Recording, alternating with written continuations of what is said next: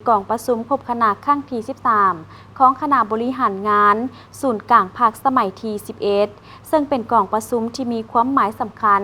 เพื่อเป็นการรับฟังการรายงานปรึกษาหารือและให้ทิศชี้นำต่อการก้าวเกี่ยมความพร้อมรอบด้านเพื่อก้าวเข้าสู่การดำเนินกองประชุมใหญ่ผู้แทนทั่วประเทศครั้งที่12ของภาคในวันที่5 มังกร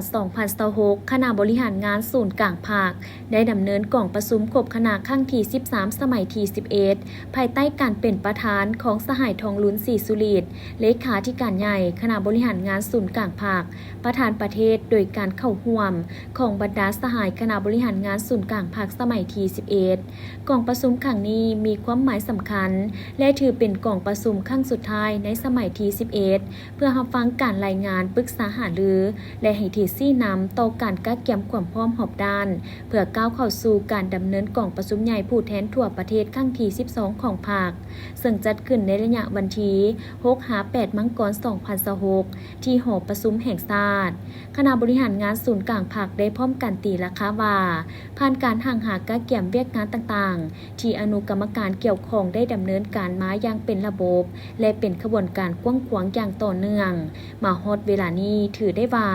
มีความพร้อมที่สุดแล้วกองประชุมใหญ่ผู้แทนทั่วประเทศครั้งที่12ของพรรคประชาชนปฏิวัติลาวจะได้ดำเนินภายใต้คำขวัญยกสูงบทบาทการนำพาที่เข้มแข็งของพรรคตั้งหน้าสร้างเศรษฐกิจเอกราชเป็นเจ้าตนเองสืบต่อบูรณะระบอบประชาธิปไตยประชาชนให้นักแน่นก้าวขึ้นสู่สังคมนิยมซึ่งจะมีผู้แทนเข้าร่วมทั้งหมด834 สหายที่เป็นตัวแทนให้แก่สมาชิกพรรคทั่วประเทศจำนวน 421,865 สหาย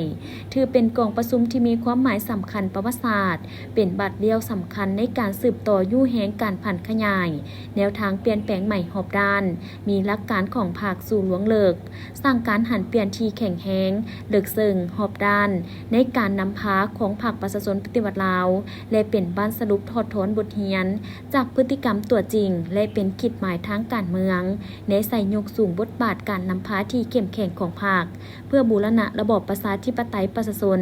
ก้าวขึ้นสู่สังคมนิยมในโอกาสสุดท้ายสหายทองลุ้นศรีสุฤทธิ์ได้แสดงความย่องยอสมเสยและตีราคาสูงต่อการก้าวเกี่ยมอย่างเป็นระบบครบสุดในระยะผ่านมาซึ่งเป็นขบวนการก้าวเกี่ยมอย่างกว้างขวางฝุดฟื้นของกำลังมหาสามัคคีทั่วปวงชนพร้อมทั้งเป็นการแสดงให้เห็นถึงผลสำเร็จการจัดตั้งปฏิบัติมติกองประชุมใหญ่สมัยที่11ของพรรคได้อย่างรอบด้านเพื่อประกอบส่วนและสร้างพื้นฐานที่หนักแน่นก้าวเข้าสู่การดำเนินกองประชุมใหญ่ผู้แทนทั่วประเทศครั้งที่12ของพรรคประชาชนปฏิวัติลาวให้ได้รับผลสำเร็จตามคาดหมายที่วางไว้